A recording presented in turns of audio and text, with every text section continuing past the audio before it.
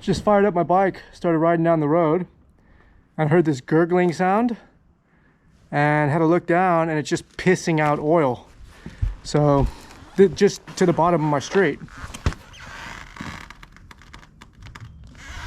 So I think it's literally just dumped all the oil in the bike. And so much for the ride today.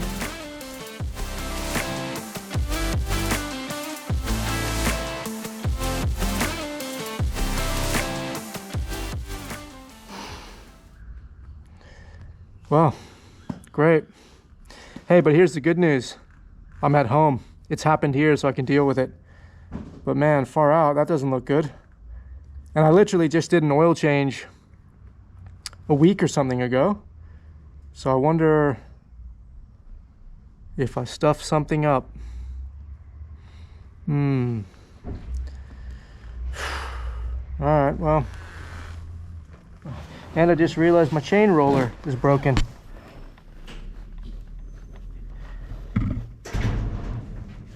All right, well, it looks like it's actually coming out. So I've got the Warp 9 case on there.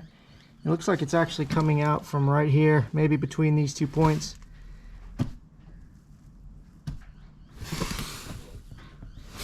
You know, the weird thing is, I torqued that down to spec torques. Maybe I didn't use the right specification. Well, I have this cover off, because I'll just loosen this up. I'll actually replace the O-ring that sits on this cover. So, yeah. How's that for an afternoon weekend ride? So I just pulled this off, and you can see, so this little ring here, so you can see that little ring wasn't seated properly. So maybe when I went to seat the ring back in there, I just didn't have it seated properly. Anyway, I actually went to Suzuki, and then I went to another dealership. Neither one of them had it. They said they had to order it in. It would be like a week or something. So what I'm going to do is I'm actually just going to clean this thing up. I'm going to reseat it. Put a little bit more, well, not a little bit. I'm going to top it up with oil, and then actually just take it for a walk, take it for a quick ride around and see if it's leaking. I'm assuming that's all it was actually that. But I thought I should just double check before I park the bike for a week, waiting for the new whatever washer, D-ring, O-ring, whatever it is to come in. So I'm going to try that, and then, yeah, put some more oil in, and then see how we go. Anyway. Oh, and the other thing is I didn't put any thread locker on there. Not that I think that was the issue. But I think I'll just put some of that purple thread locker on the end of the threads. And which I think it looks like, I don't remember doing this before, but I think probably the mechanic put a little bit on the tip there. So anyway, I'll do some of that, and then have a go, and then go find some kitty litter to clean up this oil spill. Anyway, good experience. I think it's good to learn this stuff, and I think that's, again, the fun of being a new rider, is that you get to make these mistakes and learn this stuff, and better to learn it when you're near the house than out in the middle of the bush. Anyway, whatever. Well, what do you do when you're testing out your oil leak? You go get a hamburger, but you still check the oil leak.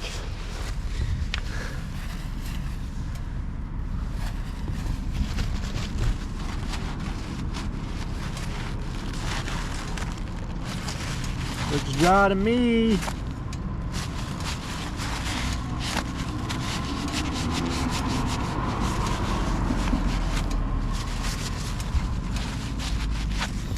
Now, look, I'm not going to say that I put the oil filter on backwards the first time I did the oil change. I'm not going to say that.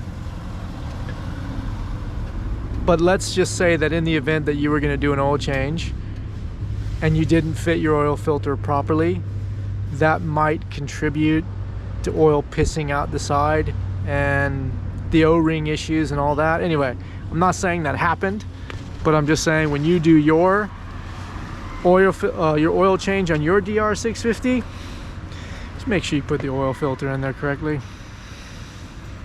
All right, let's go get a burger. Worked up an appetite, man. This took me about, you wouldn't believe this, but this ended up being about a 3-4 hour turnaround.